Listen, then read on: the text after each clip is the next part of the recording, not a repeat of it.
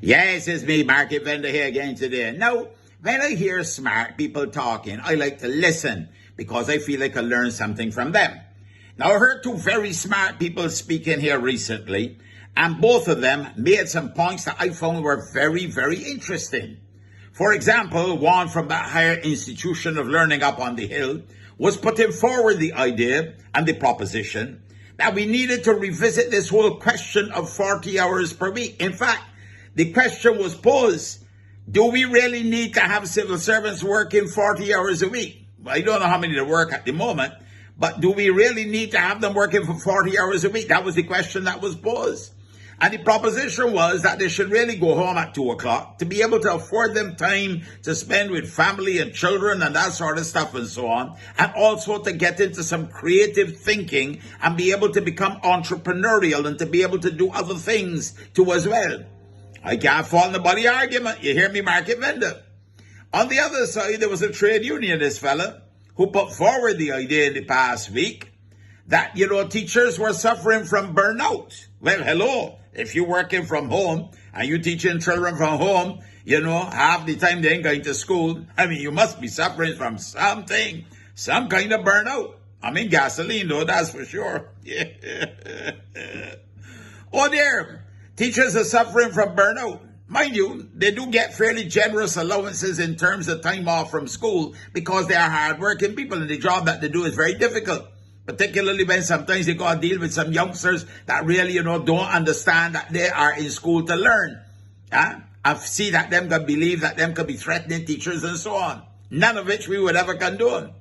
But when you put forward the proposition that teachers suffering from burnout, well, hello, Market got to tell you, I used to get about 4 o'clock in the morning. I'd be working from them till all down 8, 9 o'clock at night. Well, I think that to quote Eric Lewis, the pot boiled down and the gravy burned out.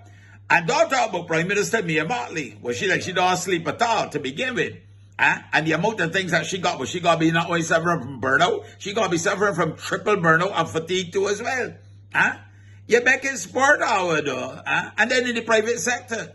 Normally, people don't work 8 hours. A lot of people work 10 hours, 12 hours, 14 hours. Many a day, go to work in the morning, nearly dark, come back home in the evening because you're working in something called the private sector. So if you don't work and you don't get the business running, you ain't going to make a cent. What kind of proposition is this? I only want to know, I am very fascinated by it because I know there's some countries where people are very productive and they work very short hours. I just would like to know how we can pay for it. You understand? Because it's only a Market Vendor. So if we're going to have the civil service working shorter hours than they're working now, I hear somebody in my ear, but I ignore it, but short hours. Not all civil service in that category, don't bring that to market. But if we're going to do that, and we're going to reduce the hours to allow creativity, well, I believe that creative people and thinkers and entrepreneurs, I don't believe that them is operate by the stopwatch. I don't believe that the entrepreneurs sit down, well, it's 2 o'clock in the afternoon. Let me put on my entrepreneurial hat right now and begin and go and do something entrepreneurial. No, that's not how entrepreneurship is be born. Talk to some of the entrepreneurs in Barbados and you will see that them just work from morning till night, take enough risks and that kind of stuff and so on. But I just want to know how we're going to pay for it, because if it means that Barbados will no longer be reliant on something called tourism, and we have an alternative, as McGuy and his friends will say, to the tourism thing, I want to know what it is and who can pay for it.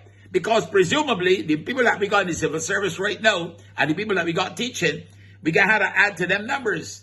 I mean, the fellow said that the teachers need a break right now, and the minister promised to carry it to cabinet and discuss it. Well, if I hear laughter coming out of Bay Street, I wish you carry out here to cabinet. You need a break because you under stress. You're suffering from burnout. Well, I hardly had school in the last year and a couple of months. You see me, Market Vendor. I better zip up my tongue before I go put my foot and get into trouble with somebody and we really got to tangle. You see me, Market Vendor? I gone for now. But you have a blessed and a wonderful day. Yeah? Hard work this kettleball here, what that is.